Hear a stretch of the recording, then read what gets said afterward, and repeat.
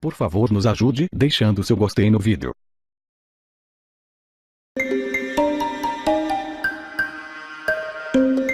Terremoto no México e a região do Caribe, de novo em alerta por causa de um furacão. O primeiro-ministro da Dominica relatou uma devastação generalizada provocada pelo Maria na ilha. Em Guadalupe, uma pessoa morreu, atingida por uma árvore. Maria é uma tormenta de potência máxima, categoria 5, e avança na direção das Ilhas Virgens Americanas e de Porto Rico. Na semana passada, o furacão Irma matou mais de 80 pessoas no Caribe e nos Estados Unidos. O México lembrou os 32 anos do pior terremoto de sua história, vivendo o pesadelo de novo.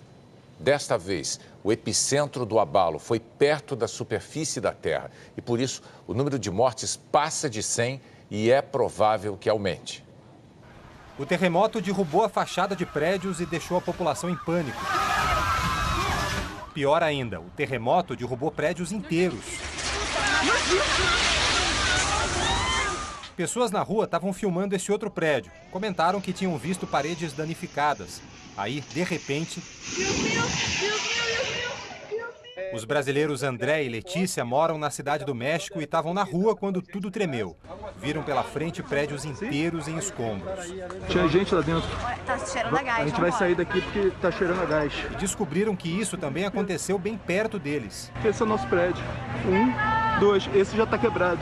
Podia ter sido a gente.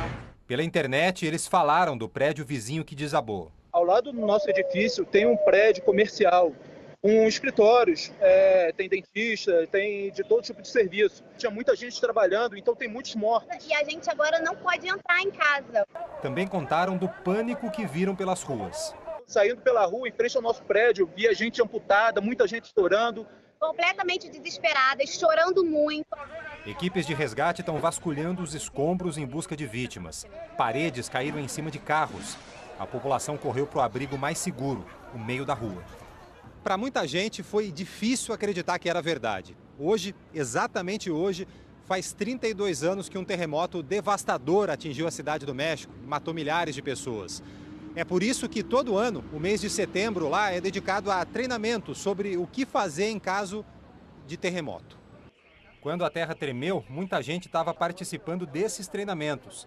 André conta que não houve alarme na hora do terremoto. Aí hoje, às 11 da manhã, teve essa simulação, ninguém desceu. E aí agora, algumas horas depois, teve esse terremoto que não deu tempo de soar o alarme. O epicentro foi na região central do México, na cidade de Raboso, no estado de Puebla, a 51 quilômetros de profundidade. O local fica a cerca de 120 quilômetros da Cidade do México. Ou seja, foi relativamente perto da capital. E a região metropolitana da Cidade do México tem perto de 20 milhões de habitantes. Por isso, o número de vítimas é uma grande preocupação agora. Na internet, o presidente do México, Enrique Peña Nieto, fez um apelo à população. É importante evitar circular por ruas e avenidas para permitir a passagem dos veículos de emergência. O México ainda estava se recuperando de um outro terremoto que aconteceu 12 dias atrás. Foi sentido na Cidade do México, mas com um epicentro mais distante, no Oceano Pacífico, e atingiu com força regiões pobres do sul do país. Vamos falar com Fábio Turci agora ao vivo em Nova York. Ele tem informações sobre as operações de resgate. Boa noite, Fábio. Quais são as informações que você tem sobre as operações no México? Boa noite, Renata, Bonner, boa noite para todos. Olha, pode levar dias até que todas as vítimas sejam localizadas e resgatadas. Muitos cidadãos estão ajudando nesse trabalho de resgate, retirando escombros com as mãos. Há relatos, por exemplo, de 2 crianças soterradas na entrada de uma escola. O presidente do México, Enrique Peña Nieto, afirmou que 27 prédios desabaram na Cidade do México, entre eles pelo menos 2 escolas. O presidente estava sobrevoando o estado de Oaxaca, no sul do país, que foi uma das áreas muito atingidas por esse terremoto do último dia 7, quando recebeu informação sobre esse novo terremoto de hoje, voltou imediatamente para a capital e sobrevoou também a Cidade do México. O presidente convocou o Comitê Nacional de Emergências para coordenar o socorro às vítimas e mandou esvaziar todos os hospitais que sofreram algum tipo de abalo e transferir os pacientes para lugares seguros. Quase 4 milhões de pessoas estão sem energia elétrica no México. O Itamaraty afirmou, agora há pouco, que até o momento não há informações sobre brasileiros entre as vítimas. Renata, Bonner, O Fábio Turci continua acompanhando. A qualquer nova informação, a gente volta a conversar com ele. Obrigada, Fábio. Quase um ano atrás, o governo anunciou que os brasileiros que pagassem suas dívidas em dia entrariam automaticamente no cadastro positivo. Com mais pessoas nesse ranking de bons pagadores, o crédito ficaria mais barato. Mas até agora, nada. O seu Geraldo nunca atrasou uma conta, mas foi só emprestar o nome para o filho que entrou para a lista de inadimplentes. Seu Geraldo diz que as empresas deveriam ter um histórico da vida financeira para saber que ele sempre foi um bom pagador. Com seu histórico é como um currículo, né? Numa empresa você tem que ter bons antecedentes, que é para provar que você realmente é bom. Esse currículo já existe. É o cadastro positivo de crédito, que tem as informações dos consumidores. Quem paga em dia, quem atrasa e quem não paga. Hoje, para fazer parte do cadastro positivo, o consumidor precisa pedir para ser incluído. O governo tinha prometido que a adesão seria automática e no fim do ano passado chegou até a anunciar que essa seria uma medida de estímulo ao crédito, já que aqueles que pagam as contas em dia poderiam ser beneficiados com juros menores e prazos melhores. Mas até hoje o cadastro automático não saiu do papel. Em dezembro, o governo chegou a informar que o aperfeiçoamento do cadastro positivo seria feito por medida provisória, que entra em vigor assim que publicada. A MP nunca saiu. Agora, o Banco Central informou que o governo optou por um projeto de lei, que está sendo elaborado pelo senador Armando Monteiro, do PTB, em conjunto com o Banco Central e o Ministério da Fazenda. Esse projeto deve ser apresentado nos próximos dias na Comissão de Constituição e Justiça.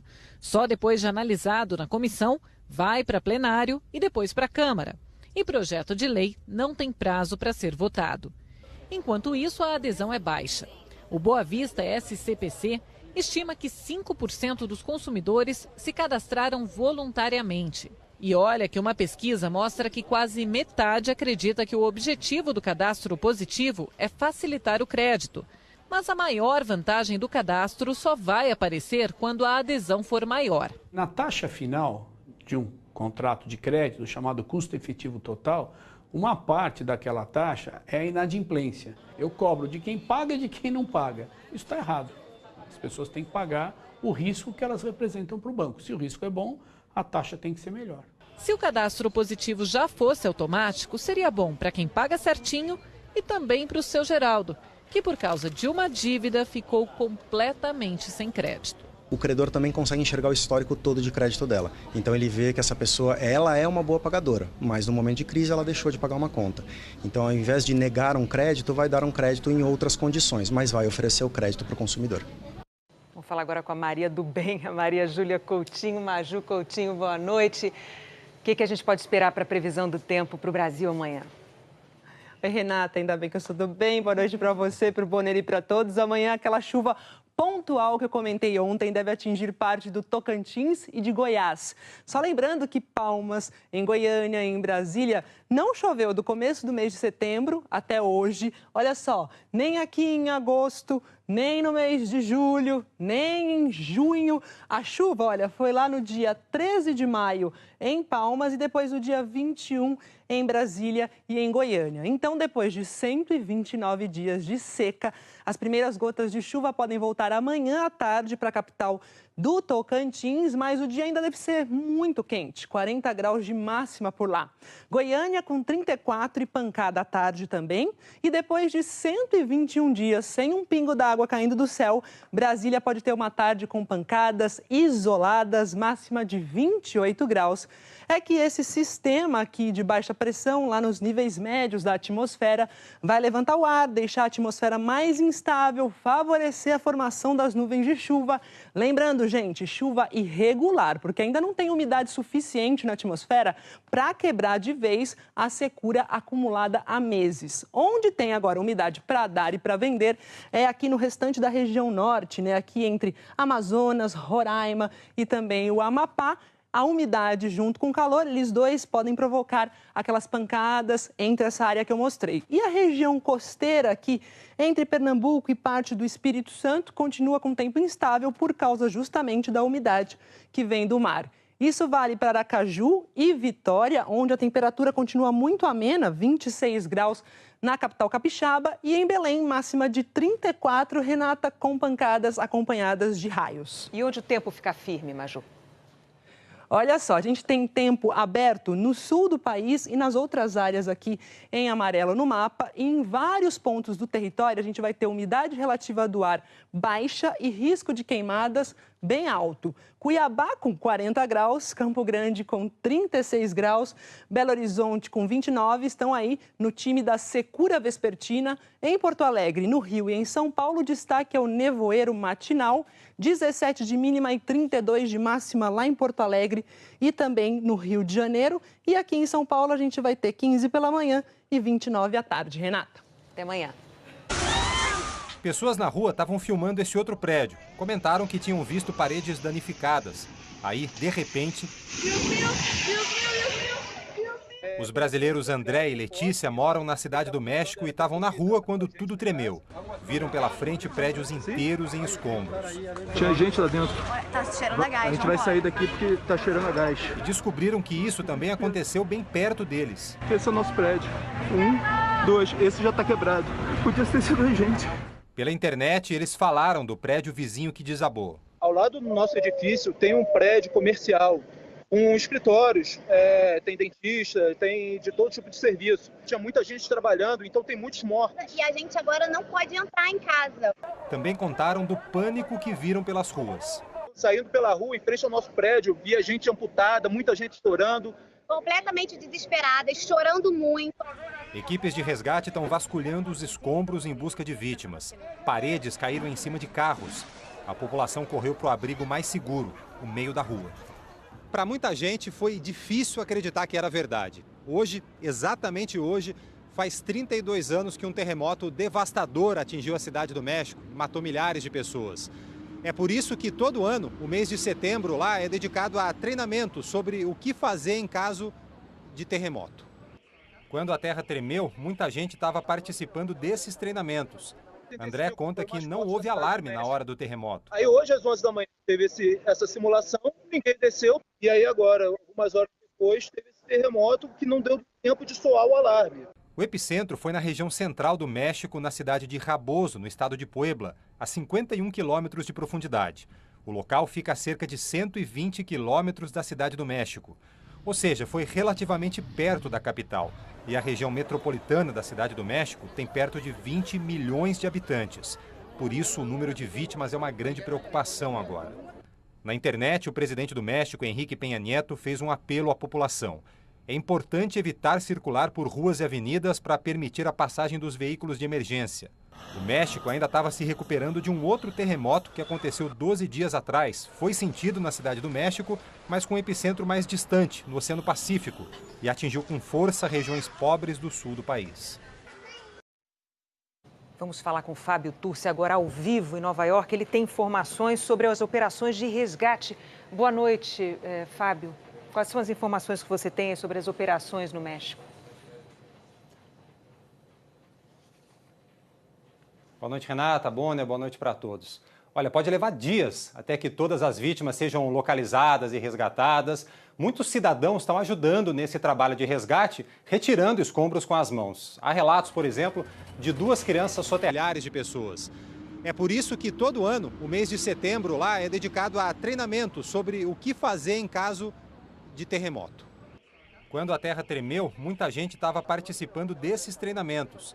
André conta que não houve alarme na hora do terremoto. Aí hoje, às 11 da manhã, teve essa simulação, ninguém desceu. E aí agora, algumas horas depois, teve esse terremoto que não deu tempo de soar o alarme. O epicentro foi na região central do México, na cidade de Raboso, no estado de Puebla, a 51 quilômetros de profundidade.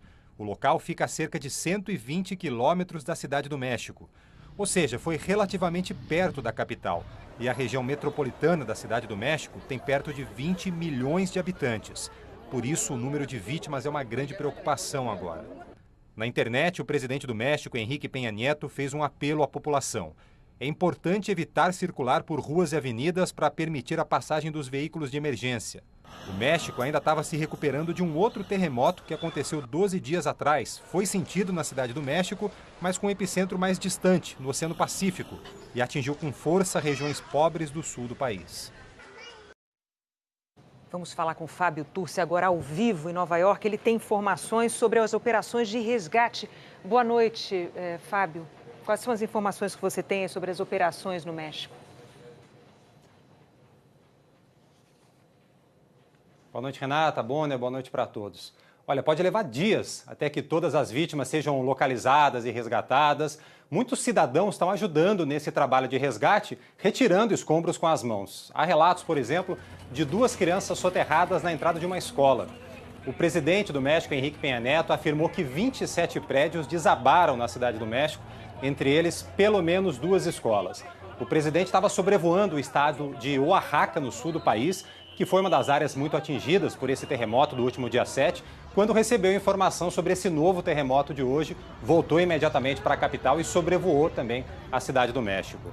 O presidente convocou o Comitê Nacional de Emergências para coordenar o socorro às vítimas e mandou esvaziar todos os hospitais que sofreram algum tipo de abalo e transferir os pacientes para lugares seguros. Quase 4 milhões de pessoas estão sem energia elétrica no México. O Itamaraty afirmou, agora há pouco, que até o momento não há informações sobre brasileiros entre as vítimas.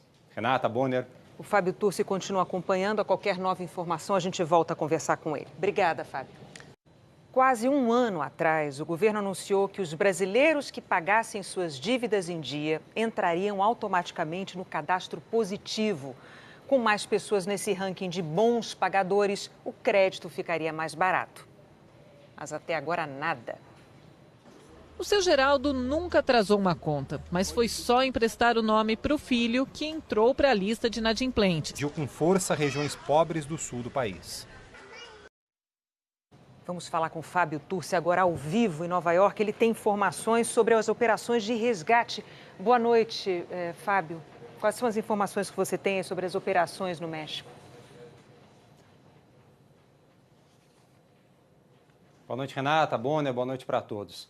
Olha, pode levar dias até que todas as vítimas sejam localizadas e resgatadas. Muitos cidadãos estão ajudando nesse trabalho de resgate, retirando escombros com as mãos. Há relatos, por exemplo, de 2 crianças soterradas na entrada de uma escola. O presidente do México, Enrique Peña Neto, afirmou que 27 prédios desabaram na cidade do México, entre eles pelo menos 2 escolas. O presidente estava sobrevoando o estado de Oaxaca, no sul do país, que foi uma das áreas muito atingidas por esse terremoto do último dia 7, quando recebeu informação sobre esse novo terremoto de hoje, voltou imediatamente para a capital e sobrevoou também a cidade do México. O presidente convocou o Comitê Nacional de Emergências para coordenar o socorro às vítimas e mandou esvaziar todos os hospitais que sofreram algum tipo de abalo e transferir os pacientes para lugares seguros. Quase 4 milhões de pessoas estão sem energia elétrica no México. O Itamaraty afirmou, agora há pouco, que até o momento não há informações sobre brasileiros entre as vítimas. Renata, Bonner. O Fábio Turci continua acompanhando. A qualquer nova informação, a gente volta a conversar com ele. Obrigada, Fábio. Quase um ano atrás, o governo anunciou que os brasileiros que pagassem suas dívidas em dia entrariam automaticamente no cadastro positivo. Com mais pessoas nesse ranking de bons pagadores, o crédito ficaria mais barato. Mas até agora, nada. O seu Geraldo nunca atrasou uma conta, mas foi só emprestar o nome para o filho que entrou para a lista de inadimplentes. Seu Geraldo diz que as empresas deveriam ter um histórico da vida financeira para saber que ele sempre foi um bom pagador. Com seu histórico é como um currículo, né? Numa empresa você tem que ter bons antecedentes, que é para provar que você realmente é bom. Esse currículo já existe. É o cadastro positivo de crédito, que tem as informações dos consumidores. Quem paga em dia, quem atrasa e quem não paga. Hoje, para fazer parte do cadastro positivo, o consumidor precisa pedir para ser incluído. O governo tinha prometido que a adesão seria automática e no fim do ano passado chegou até a anunciar que essa seria uma medida de estímulo ao crédito, já que aqueles que pagam as contas em dia poderiam ser beneficiados com juros menores e prazos melhores. Mas até hoje, o cadastro automático não saiu do papel. Em dezembro, o governo chegou a informar que o aperfeiçoamento do cadastro positivo seria feito por medida provisória, que entra em vigor assim que publicada. A MP nunca saiu. Agora, o Banco Central informou que o governo optou por um projeto de lei